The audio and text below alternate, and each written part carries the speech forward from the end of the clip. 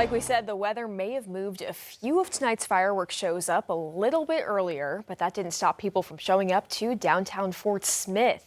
This is video of some beautiful fireworks lighting up the sky over the Arkansas River tonight. 5 News reporter Taylor Howard was at the annual Mayor's 4th of July celebration at Riverfront Park, showing us all the fun.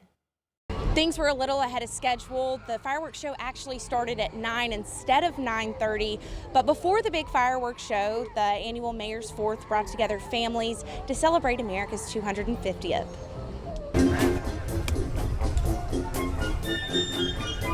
"250 years after America's founding, Fort Smith celebrated the country's birthday with their longtime annual tradition. Today, I asked kids what they love most about the 4th of July. Spending time with the people I love. Families. Freedom, freedom of speech, and you can do whatever you want if you have the liberty to do it. To me, it feels like America is somewhere where you can be free, be yourself, enjoy what there is to offer. Ask a kid what the 4th of July means, and you'll get some pretty good answers. I don't really know, but it's just like a big thing. I don't know. Maybe not everyone had the history lesson down, but for Mayor George McGill, this year's celebration carried extra meaning. After 8 years in office, this was his final Mayor's 4th as the mayor of Fort Smith. To be able to say my farewells on a day like today, when we celebrate the 250th year of our nation, it means a lot. It tells me, particularly from where I come from, it tells me about our nation and the opportunities it affords all of us. And while everyone celebrated 250 years of our country, McGill says he's reflecting on the people who helped make Fort Smith what it is today. I'll miss the people, engaging people every day, talking about our city, talking about the things that make us great, talking about the things we need to work on. Even with things a little ahead of schedule, hundreds here in Fort Smith had their eyes glued to the sky and feeling grateful for where they live. In Fort Smith, covering news where you live, Taylor Howard, 5 News. Tonight, for the first time since 2015, the city of Fayetteville celebrated the 4th of July with an old tradition. Fireworks returned to the Northwest Arkansas Mall. This is a view of the show tonight from our Slim Chickens iCam. For many families, this was a yearly tradition they told 5 News they were glad to see make a comeback. And the fireworks show in Farmington that was supposed to happen tonight will now happen tomorrow. The city decided to make the switch due to the potential for severe weather. Farmington's fireworks show will now be tomorrow night at dusk.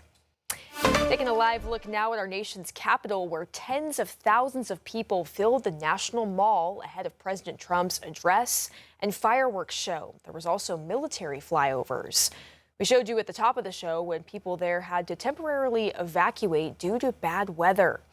In New York City, the celebrations included a parade of tall ships and remarks from Vice President J.D. Vance. People who made the trip to D.C. say marking 250 years is something to celebrate. Well, obviously, we're very committed to the freedom that my husband helps bring to this country, so we're really excited to be here. I saw 1776, now I'm seeing the 250th. And what are you reflecting on in terms of the country and where we are 250 years later?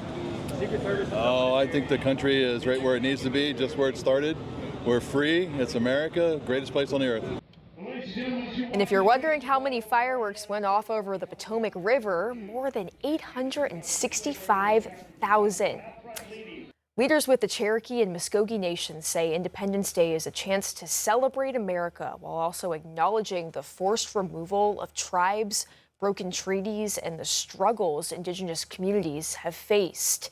CJ Macklin shares how tribal leaders are reflecting on the nation's past.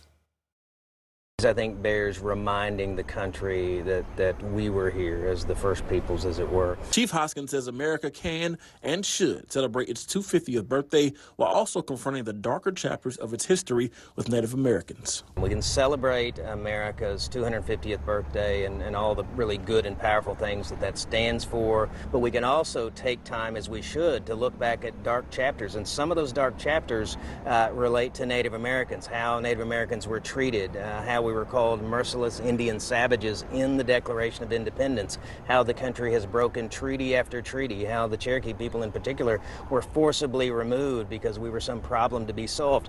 Those things should be talked about. For indigenous communities, July 4th carries complicated emotions. Jason Salzman from the Muskogee Nation says they're excited for the 250th celebration, but it means something different for them. What we say is the 9th is our 4th.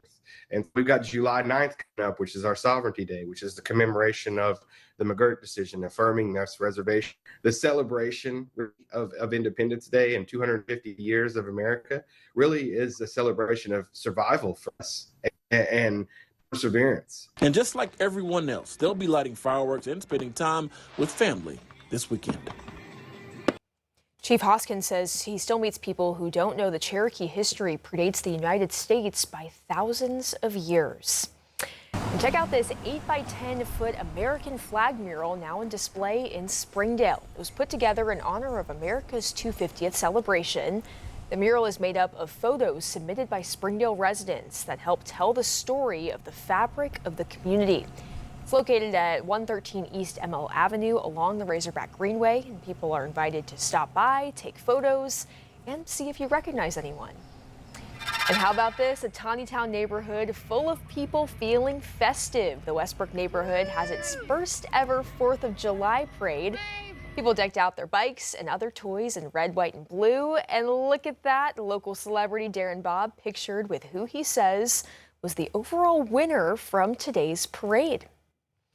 And it is hot and pricey out there in much of America, but that's not stopping people from traveling this weekend. 72 million of U.S. Americans are expected to be on the move, a new record with some new potential headaches. Here's CBS News senior transportation correspondent Chris Van Cleve. Today's impressive array of hourly flyovers of Washington, D.C. has halted operations at Reagan National Airport, clearing the skies of commercial air traffic. Flights will resume Sunday when the TSA expects nearly 3 million will pass through airport checkpoints nationwide. Since late May, the TSA has screened nearly 118 million people, up about 2% from the same period last year, despite travel costs surging 11% and airlines flying about 8% fewer flights. The numbers seem to be plateauing. Aixa Diaz from AAA. What we're seeing is that consumers are still spending. They may be strapped, they may not like it, they may complain about it, but a lot of travelers are still making those trips happen. The extreme temperatures gripping much of the country continue to cause delays and cancellations on the rails, forcing Amtrak and commuter trains to slow down service to avoid heat-related issues. And at airports across about 2/3 of the country, the crews working the ramp are braving the elements, trying to keep millions of holiday travelers on schedule. Shannon Shepard is an American Airlines crew chief at Dallas-Fort Worth Airport. Yeah, that is the biggest factor to most of us that work down here on the ramp is the heat. Does that change, the cadence that you guys work when it's really hot? Yes, we do. We tend to take a few more water breaks and try to limit the amount of sun exposure. When it comes to the drive home, AAA encourages people to avoid Sunday afternoon and early evening, as that'll be the busiest time on the roads. The FAA said the decision to suspend operations here at Reagan National Airport really was a focus on the safe and efficient movement of aircraft during the July 4th celebration. Chris Van Cleve, CBS News, Reagan National Airport. New tonight at 10, the Oklahoma Highway Patrol is investigating a deadly four-wheeler crash in Sallisaw. The incident happened Monday, and troopers shared today that the 12-year-old died. Troopers say it happened in the area off County Roads East 1070 and South 4670. The four-wheeler was hit by an SUV, according to an accident report. One other person in the SUV was also hurt. Also new at 10, a shortage of court reporters is slowing down cases across the country, including here in Arkansas. Now, a state training program is trying to bring more people into the field. Court reporters play an important role in the legal system, creating the official record in courtrooms. But as veteran reporters retire, Academy leaders say not enough new reporters are training to fill those jobs. The Arkansas Court Reporting Academy is offering scholarships, in-house financing, and a limited-time $2,500 tuition voucher for some students. That the shortage doesn't just affect people in that court reporting community. It affects, everybody. It affects the whole judicial system and the public as well, like if you're waiting on a trial.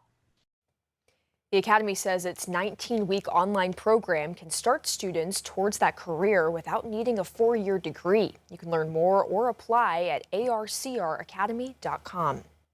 Ready? 5, 4, 3, 2, 1, open!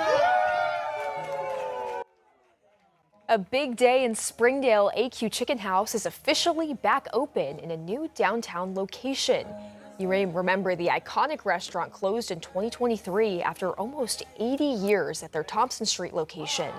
Now, new owners have brought the brand back, once again serving its famous chicken and other favorites. After several days of grand opening celebrations, the restaurant officially opened its doors to the public this morning. The first 100 customers got a free swag bag filled with AQ merch. So exciting.